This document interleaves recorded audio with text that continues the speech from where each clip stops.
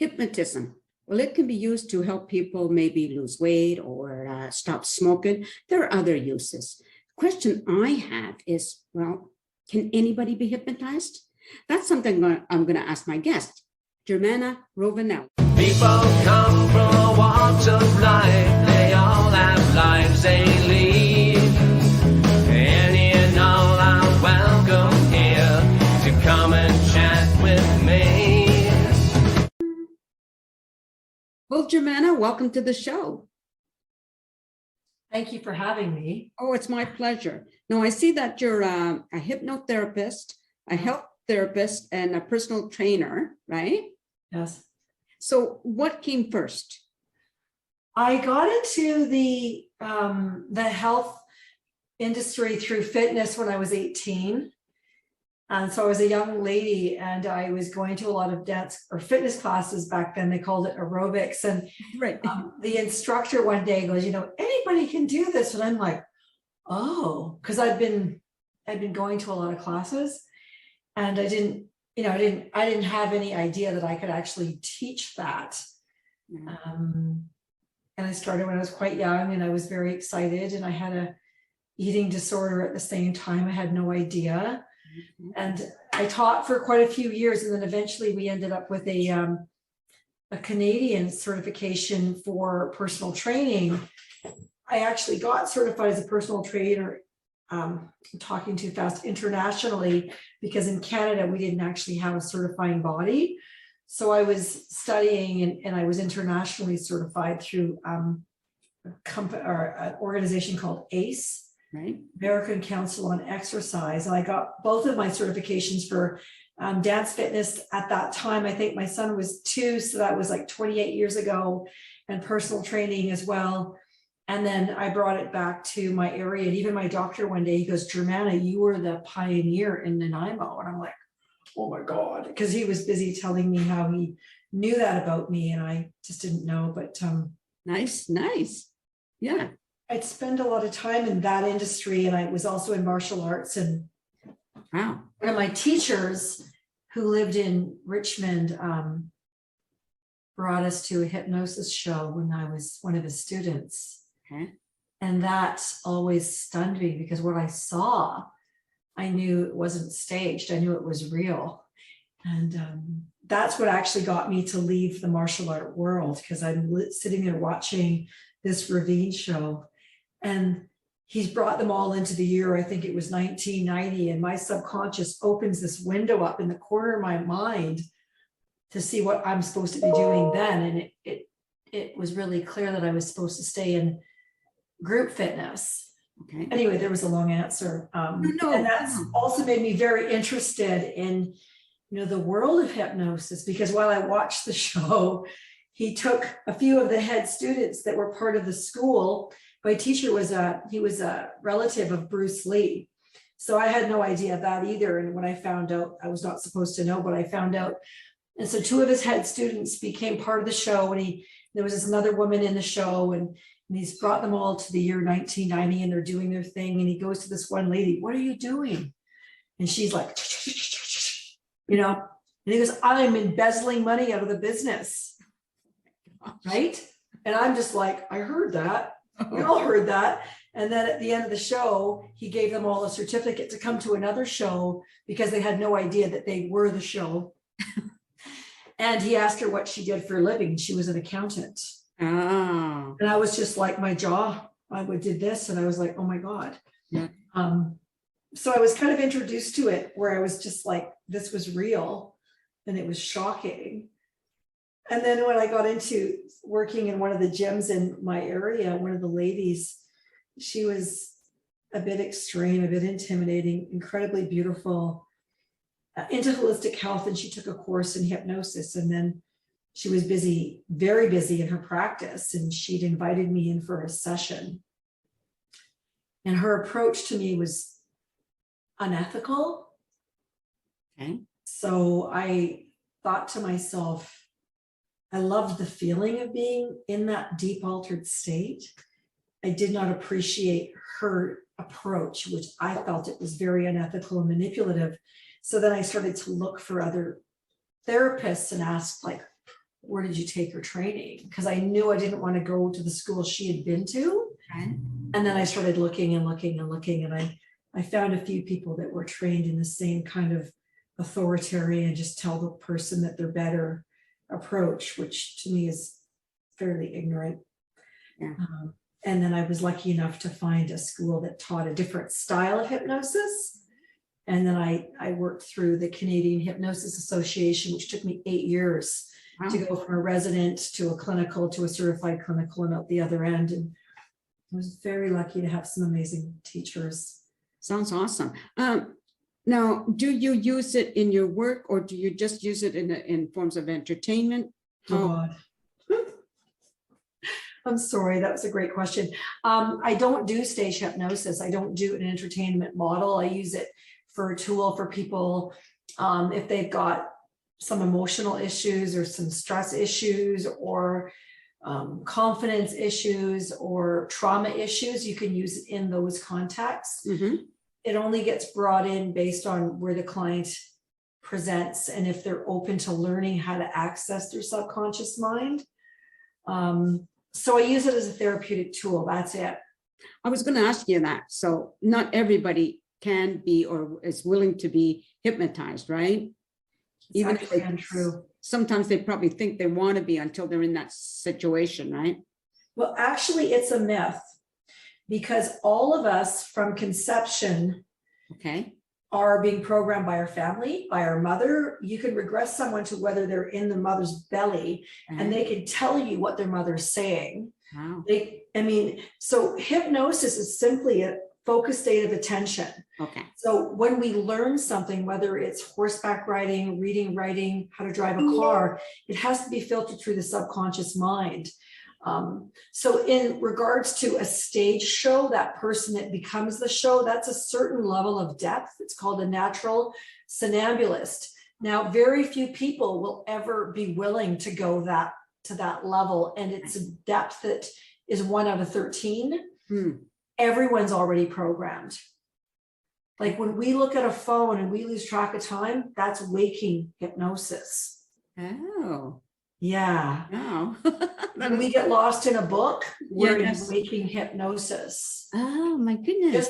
Just before we fall asleep, the brain slows down alpha theta. That's a waking state, a transition to the sleeping state, which is a hypnotic realm. It's just a speed of brain waves. Okay. That's all it is. Okay. And we've all been programmed. These are things that I've never heard before. This is so awesome. There's a lot of fallacy around it. There's a lot of mystery around it. When people come in with an issue, it's usually the way that their subconscious is programmed. Right. If I'm given permission, then I can help them reprogram it. Like often when we have a problem, we're getting our needs met in a dysfunctional way. And that's the subconscious just doing, this is what works, but there's a huge cost. Right. Okay. I did try it once years ago because I was performing and I wanted to get rid of that nervousness, but I just, for some reason, I just couldn't go there. I don't know why, well, I kind of do, but anyway, it doesn't matter. Okay. I just want to change the subject if that's okay. And sure. I want to talk about being a health therapist. What do you think are the greatest health issues we have, like in this generation? There's a number of them. I'm just going to try to think that answer out really clearly. Recognizing that we need time for ourselves and good boundaries for ourselves. Mm-hmm. Most of us are busy trying to fix things outside of ourselves versus considering our own needs. So we don't look after our physical body and then our body fails. We don't look after our emotional body or mental body, and then that becomes deregulated. So I would say a big part of it is stress and really poor boundaries. Right. Okay. Because we're so stressed because we're listening to these things. Yeah. And these things are full of, that's a hypnotic tool right there. That's hypnosis. Okay. Mm-hmm. Yeah, it made me think about, when you see kids playing with their games all the time, right? And they're just so into it that they don't even hear anything that's around them. that's like a stage hypnotist right there. The person's focused. Right. Nothing else matters. Yeah. And it's an addiction. Right. Now, you said something about boundaries. Now, what do you mean by that? Recognizing the need for having limits in, the areas of our life. There's career, there's financial areas, there's mental areas, there's emotional areas, there's physical areas, there's relational areas. Okay. And those are areas that help us have a functional life.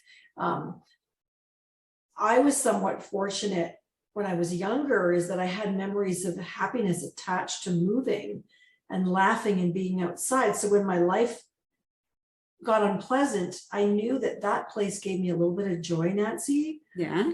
And so I was lucky that I had that. I think the number one issue is not recognizing that we have needs and not taking responsibility for having our own needs. So a boundary, if someone comes in and they want to speak to me and I don't have time, and I say, I don't have time to see you, that's a time boundary. Right. Okay. You have to have another time. Or if it's a financial boundary, I can't afford to buy this. Some people do it anyway, and then they have a financial trauma. Yeah. And then they have financial issues, and then they beat themselves up for that. And then there's a physical boundary. Someone works too much and doesn't sleep enough. Right. They work more than their 8 hours, and then they're like, oh yeah, no, the boss just gave me 4 more hours, I'm going to do it. And eventually it comes out as anger and resentment, or an illness as a way of saying no. Mm-hmm. And a mental boundary might be constantly criticizing oneself, Right. constantly putting oneself down, stupid, not good enough, blah, blah, blah. That's self-abuse, but a lot of people live there. Yeah. So having the awareness to go, oh my God, I'm the problem. It's not all these other people. What am I telling myself? And having that insight to go, oh, and that again gives us huge power if we're willing to own our part. Right. For sure. Now you're a personal trainer, right? Are you currently, like, I'm just asking this question because of COVID. Are you currently working out of the facility, or is it online? I have some clients that see online. Most of my clients come to my studio. Mm-hmm. I'm lucky enough to have half of my house, the bottom half, transferred into a studio. Oh, nice. Yeah. So I don't have to deal with the gyms and the politics. Thank God. Yeah. Yeah. Yeah. So I'm just thinking, listen to all the things you're talking about, when I get back to the health therapist and now, do a lot of people that you help, do they get it when you're talking about these boundaries, and, do they actually get it, or does it take them a long time? It depends how it's delivered. Yeah. Yeah. I mean, some people, they don't have the inner awareness to go, what do I need? Mm-hmm. They're busy putting out all these fires and all of these other things, and they think that their quality of life is associated with them people pleasing, take care of others at their own expense. So sometimes it's the way it's delivered. Some people get it. And then I'll say, like, wherever you are now, unless you make some changes, it's going to be worse in 5 years. Right. You want to be in the same place. And most people go, oh my God. I said, well, what do you think is going to happen? Yeah. It gets harder as we get older. The body's less forgiving. Yeah. And then the negative thinking can just become like poison. Right. Right. One of the things when you mentioned the older, like I live in a senior building that's 55 and over, and a lot of people here have diabetes, and I always wonder, why is that? Why do so many seniors have diabetes? Do you have any way to explain that one? Well, sometimes it's they've had it their whole life. Okay. It might be a congenital version of diabetes, or it may be diabetic, a response to insulin spiking, too much sugar, an imbalanced diet. I'm not a doctor, so when I have someone that struggles with insulin resistance or they're pre-diabetic, you can usually tell by looking at someone who's pre-diabetic. It's usually just too much processed food. Okay. Like if we're eating stuff that our great grandparents were eating, we're usually not sick, and we're not overweight, and we usually don't have brain cognitive issues and some of the other autoimmune issues that just become normal. Right. We're designed to go back to nature and eat in line with nature. And yet most of what our advertising is teaching us, which is a form of hypnosis, Right. is this is going to make you happy. This is going to fix the problem. And you need more of it. And the food's been modified in a way that it excites a part of the brain that you end up wanting more, and there's no off switch. Right. Right. It's criminal what has happened to our society.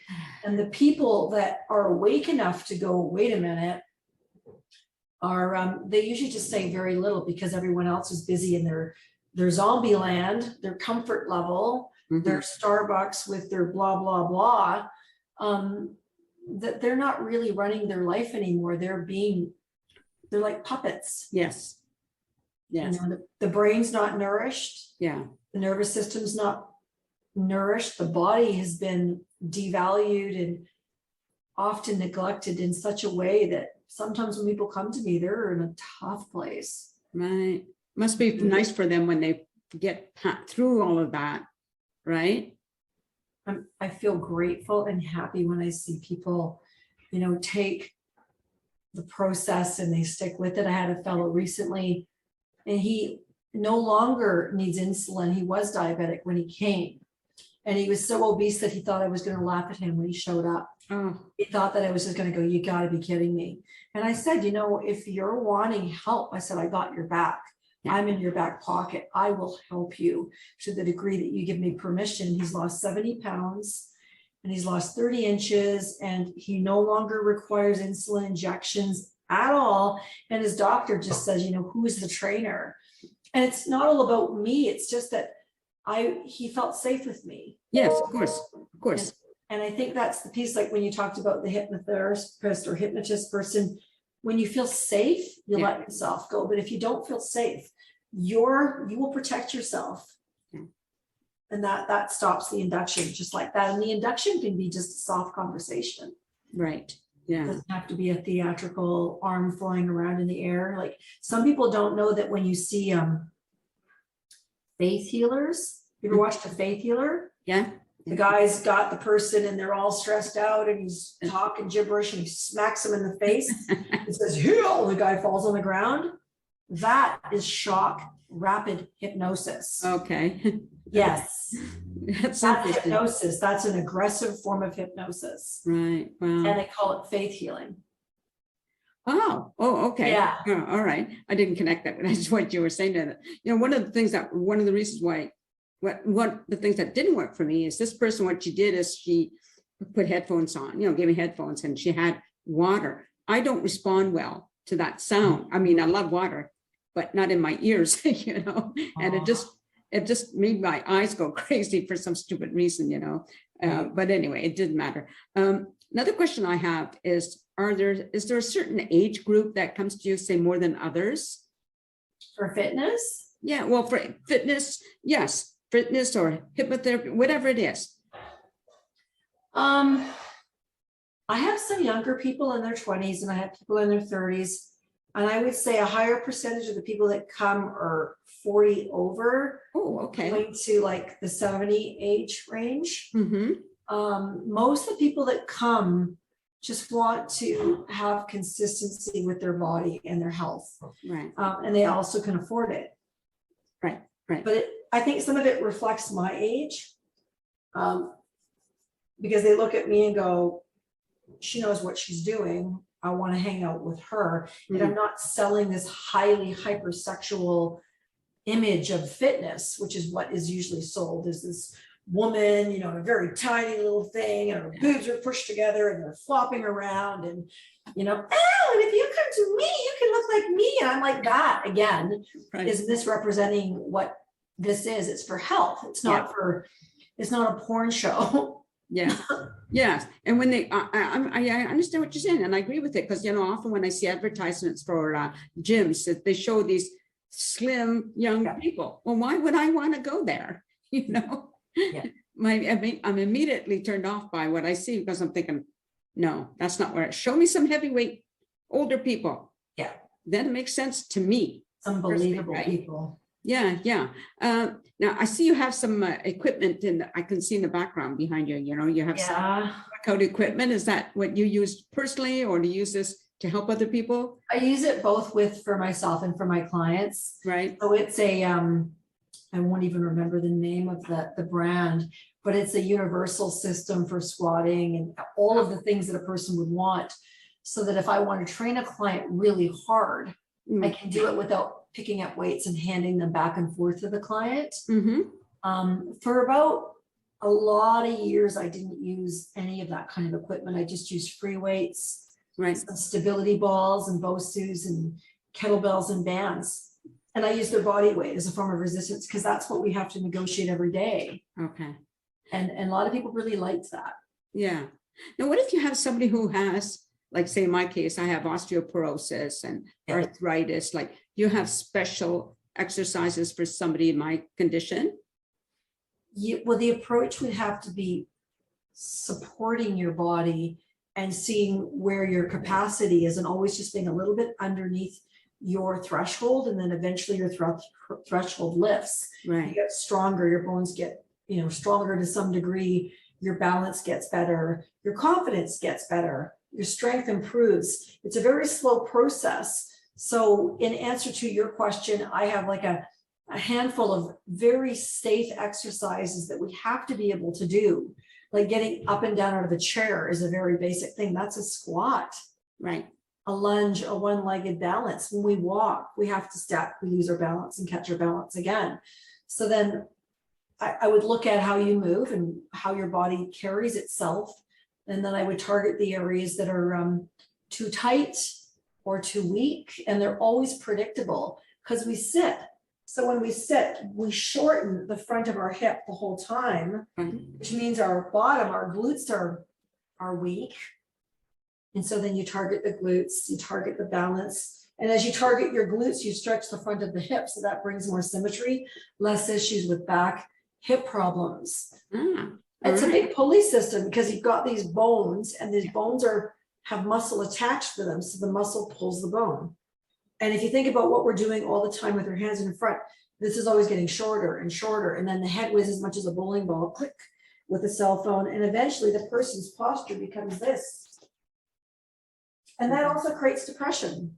So then if you train out, and pinch the shoulder blades back and create that beautiful elongated spine and have that person anchor it, like anchor is something you use in hypnosis, where you might paint a fingernail a certain color or have a word or a piece of jewelry. Every time the person looks at it, they go, okay, and they carry themselves properly, then it becomes hardwired.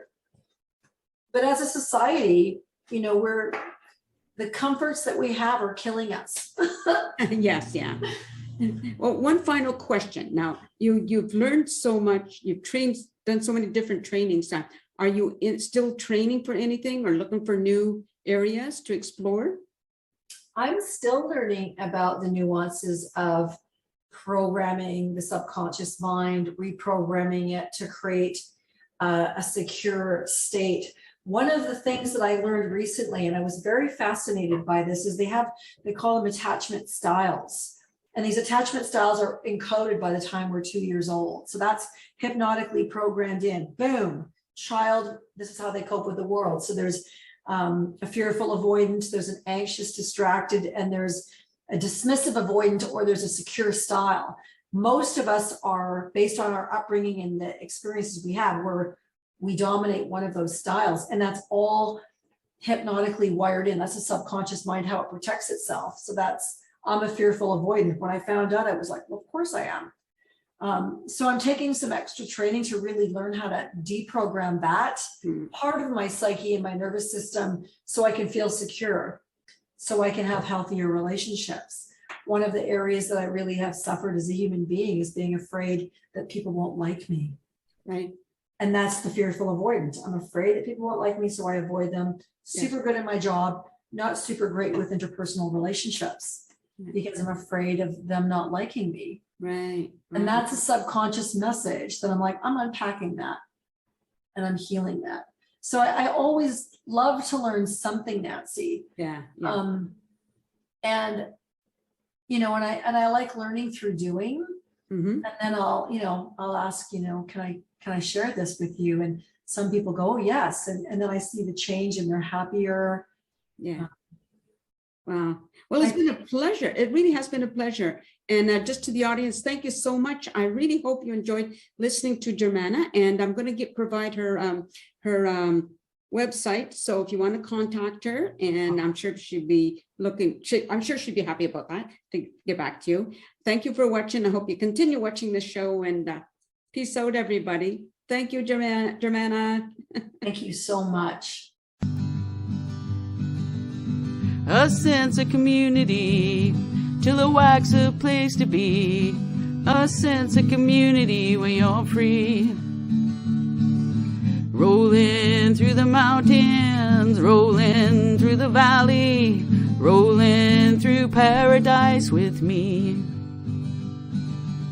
It's multicultural, you're sure to see it all. Chilliwack's a place to be, you'll see. Come party in the park, go dancing after dark.